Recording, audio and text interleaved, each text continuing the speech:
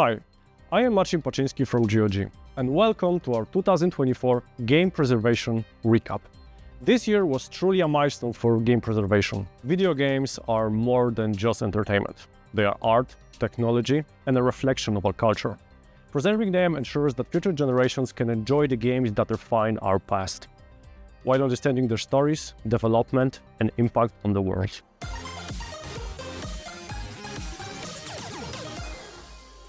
If you don't know your past, you can't really enjoy your future or present. Video games are undeniably at this point a part of human culture. And to understand where the games that affected us deeply came from is to understand where we came from. While today's games, many with no physical media and relying on unstable remote servers, are incredibly at risk. One of our goals is to think not just about what researchers and museum guests are interested in today, but what will the researcher in 100 years need to best learn about the history of video games. Video games as a part of pop culture are really important to show you what the general society was like in those days. The European Union already considers games as part of the cultural heritage. Computer games are bigger than movies and the music industries combined. You can always read a book. You can read a book from 500 BC because words are still the same. But, video games need a little work to keep running and to be preserved. In our case, by preserving both the games and the hardware, we are letting both our contemporaries but also future generations experiencing the interaction not only with games but also with original hardware. You have these games that were part of culture, this both financial import on our culture as well as our own personal histories. But at one point, they were considered incredibly disposable. But time has proven that people are starting to understand. Games are us. Preservation isn't just about saving games. It's about saving stories, creativity, and a vital part of human culture.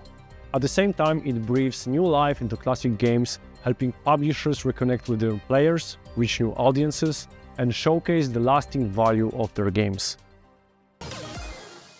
Now let's look at some of the major achievements in game preservation for 2024, made possible by our amazing partners. We finished iteration 1 of our registration work. That means that every object here in the archive is now searchable in our database. It's a major step not only for us, but also for all the people that need access to the archive. We have acquired amazing collections from source code to Dungeons & Dragons Gold Box titles, and we're honored to preserve material from a company that shut down in 2023. In August 2024, The Strong have created and hosted the first ever symposium dedicated to video game preservation titled Save the Games, welcoming nearly 200 attendees from countries all over the world who shared both their work and passion for games preservation, highlighting the work being done not just by institutions such as The Strong, but from companies such as Sony, and from many individuals passionately working from their home offices. We've been knee-deep in building our digital access portal so that people can research our material without having to visit us in person. To that extent, we've digitized, I think, something over 2,500 magazines over the last year. We've been digitizing a lot of our development collections. We've been building tools that help people search through that material in really powerful ways. We started off launching Star Wars Dark Forces, probably the best reviewed game that we've ever developed. Followed that up with a 3DO Classic PO'd, the definitive edition. Then at QuakeCon, we revealed that we had also been working on remasters of Doom 1 and Doom 2 that we did for our partners over at Bethesda Softworks. Followed that up with Killing Time Resurrected, another title that had begun as a 3DO game. And by the time you're watching this, we will have released The Thing remastered. So, great year for us. Since 2021, the Video Game History Foundation has been working with the Software Preservation Network to find a way for libraries and archives to remotely share digital access to out-of-print games.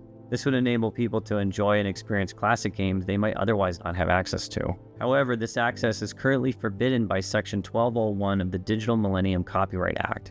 In October of this year, the U.S. Copyright Office rejected the DMCA exemption to support this method of game preservation, claiming, quote, "A substantial market still exists for classic games, including secondary markets. Enabling widespread remote access to preserved games with minimal supervision would present a serious risk to an important market." This was seen as a major blow to the preservation of video games, which makes the work of Nightdive, Digital Eclipse, and GOG that much more important, as our collective goal is to make all classic video games available again. So for Croc, we spent 1.5 years looking for the source code. And, luckily we were able to find it. If we didn't have that code, I don't know how we would have been able to build the kind of a remaster that we're building, right? We reached out to almost everyone on the original dev team, and everyone had something. Most games from back in the day are usually copy protected and come with on-disk copy protection. So the challenges we are facing every day is actually diving into code that is probably 20, 30, even 40 years old. We developed technology that actually could stitch together incorrect or damaged data from very, very small segments of correct data. This year we got some very cool things. So first off, I want to show these games from Triumph Studios. These are the Age of Wonder series. We got the first one, the second one, and the third one. And we don't just store the physical objects here, but we digitize them and make them playable via emulation so they can preserve for all of eternity.